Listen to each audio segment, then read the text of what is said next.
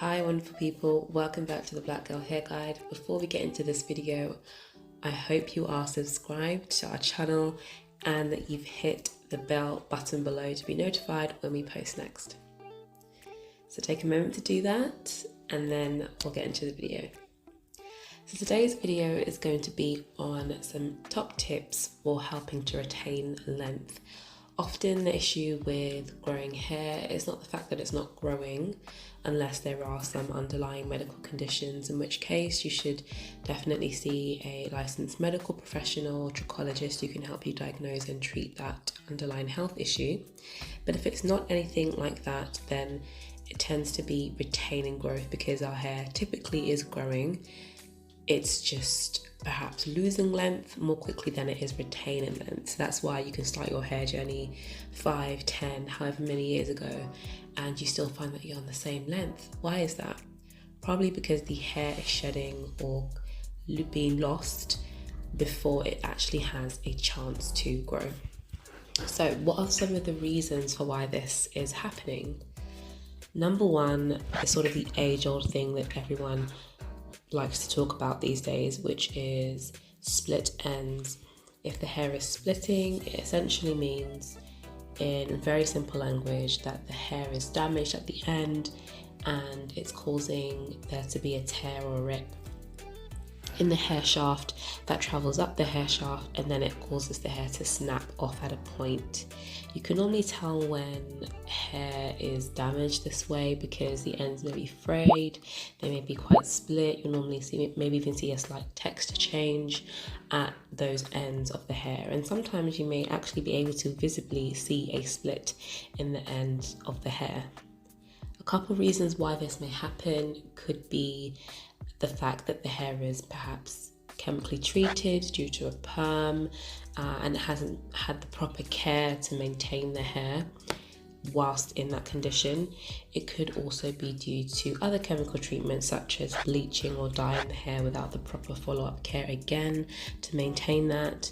It could also be due to excessive dryness or heat application without, again, the proper care to maintain the hair once those kinds of tools and heat is being applied to the hair. So there are a number of different reasons why this can happen, but essentially you want to make sure that if you are doing any of the above things to your hair, that you're also giving it the same loving care that it needs in that condition, using maybe a serum to help protect against the heat, or that you're colouring and treating your hair with using a professional, or essentially making sure you're following up on those protein treatments and moisturising treatments as well for your hair. Okay, so another reason why hair could be breaking off and shedding is diet. Think of the hair as one of those things where the body is going to provide nutrients to some of your most, I wouldn't say important, but yes, your most important organs first. It's going to provide it to your most vital organs first. It's going to give your organs such as your heart and other areas, all of those key energies first. Your hair is really sort of the last item on your body's list of providing nutrients to. So if everything else is getting what it needs and everything else is not getting what it needs, guess what? Your hair is going to be the last to get that. So if you're not eating enough nutrients, if you're not getting enough B vitamins, iron, etc., enough of those, then your hair may suffer the result of that, depending on genetics and your general rate of hair growth, what your hair likes, porosity, etc. So you want to make sure that you're eating enough well-rounded fruits and veg and getting your vitamins in, drinking enough water intake as well, so that your body is healthy, and as a result that nutrient is delivered to your hair via the hair bulb. Okay, so that is nutrients intake, which is super important for healthy hair. The next thing, which is so important, is handling.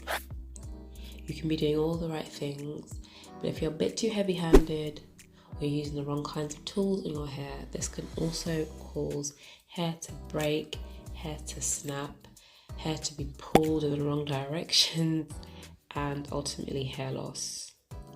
So what does that actually look like?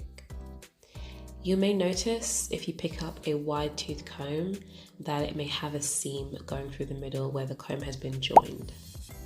These are quite typical of these combs and not in the best interest of our hair really. I have come across the brand before who is purposefully trying to not make combs this way.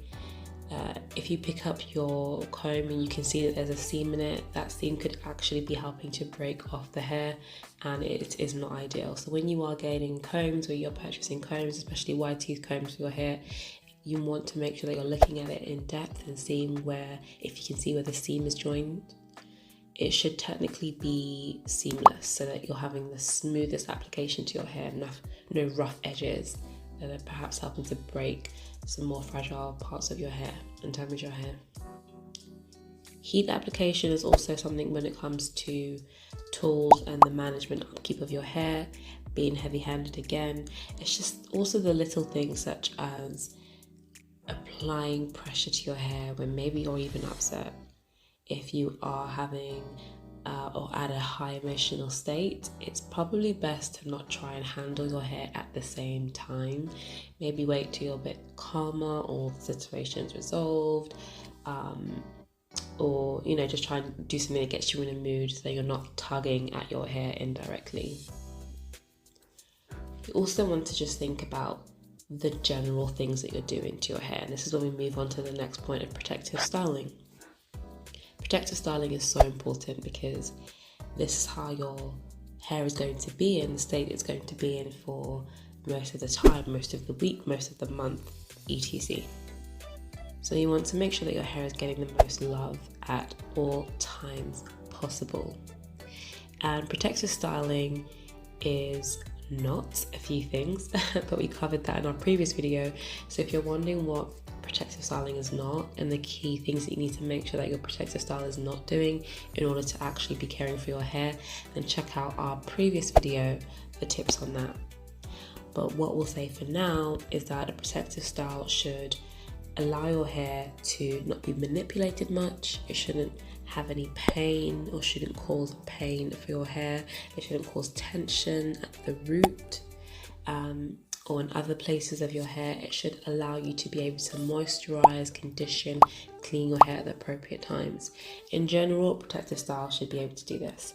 If it just looks cute, but it's not doing any of these things, it's not a protective style, sis. No matter how much you may have been taught that, to look at it that way, if it's doing that, no. For example, using rubber bands, particularly on small areas of hair, is a no-no. It may be cute, it may be a great way to get a style, but using a rubber band on a small piece of hair is just not a good idea because it's going to cause tension. Tension causes breakage. So let's try and avoid doing those kinds of things.